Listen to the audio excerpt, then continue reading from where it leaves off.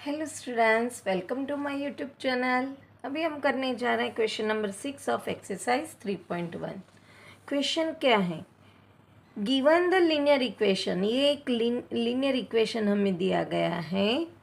Right another linear equation, दूसरा पैर बनानी होती है ना हमें। ये चैप्टर हमारा है linear equation in pair of linear equation in two variable, तो पैर है। तो दूसरा इक्वेशन है in two variable such that geometrical representation of the pair so formed is, या तो इंटरसेक्टिंग लाइन बननी चाहिए, ऐसा मुझे दूसरा ढूंढना है। पैरेलल लाइन बननी चाहिए, ऐसा दूसरा ढूंढना है। और कोइंसिडेंट लाइन बननी चाहिए, ऐसा हमें दूसरा इक्वेशन खुद बनाना है। तो मैंने यहाँ पे आप देख रहे हो कि मैंने 3 सेक्शन बना दिए हैं। एक है भाई इंटरसेक्टिंग लाइन, पैरेलल लाइन और कोइंसिडेंट लाइन। और इसके लिए हम पहले भी ये रेशियो वाला पढ़ चुके हैं। इसमें अगर हमें इंटरसेक्टिंग लाइन के लिए दूसरा इक्वेशन चाहिए तो मुझे दूसरे इक्वेशन का कांस्टेंट टर्म ऐसी लेनी है जो फर्स्ट इक्वेशन के कांस्टेंट टर्म के साथ रेशियो में ना आए। तो मैं पहले यहाँ ये इक्वेशन लिख देती हूँ, 2x plus 3y minus 8 equal to 0। अब मुझे इंटरसेक्टिंग में मुझे दोनों के कांस्टेंट टर्म को डिफरेंट लेना है। c का तो ऐसे भी कुछ भी ले सकते। तो ये 2 है तो मैं यहाँ लूँगी 3x, कोई भी आप ले सकते हो। मैं यहाँ ले लेती हूँ 5y और मैं यहाँ पे ले लेती हूँ 10, ताकि तीनों के कोएफिशिएंट इक्वेशन x और y वेरिएबल के कोएफिशिएंट प्रोपोर्शन में ना हो। अब आप ये करके देखो तो देखोगे ये तो हमें ऐसे नॉन इक्वल टू लाना है।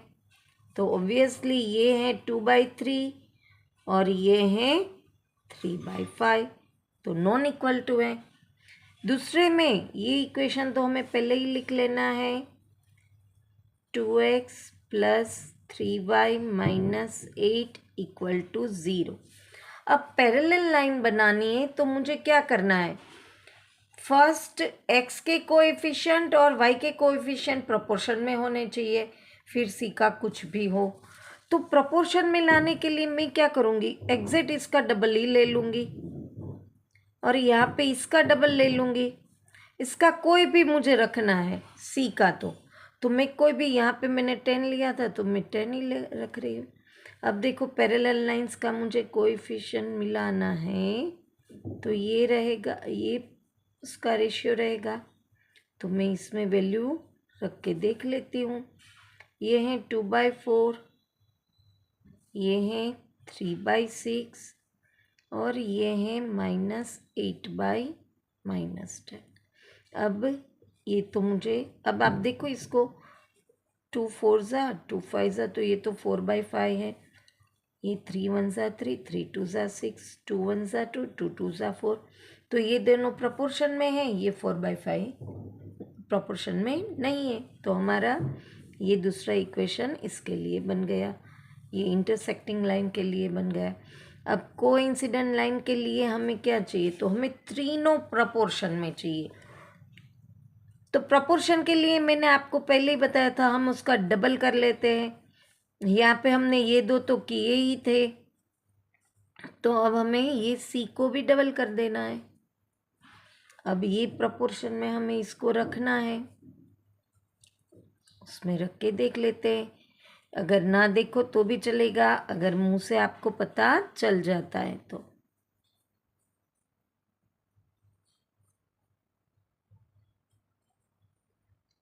टू 1 ज़ा 2, 2 2 ज़ा 4, 3 1 ज़ा 3, 3 2 ज़ा 4, माइनस माइनस प्लस हो गया, 8 1 ज़ा 8, 8 2 ज़ा 16। तीनों के हाफ 1/2 प्रोपोर्शन आ गए, है ना आसान। तो ये हमारा दूसरा इक्वेशन हमने बना लिया। यहाँ पे क्वेश्चन नंबर 6 फिनिश होता है। वापस मिलेंगे नेक्स्ट क्वेश्चन के साथ। Till then bye bye student.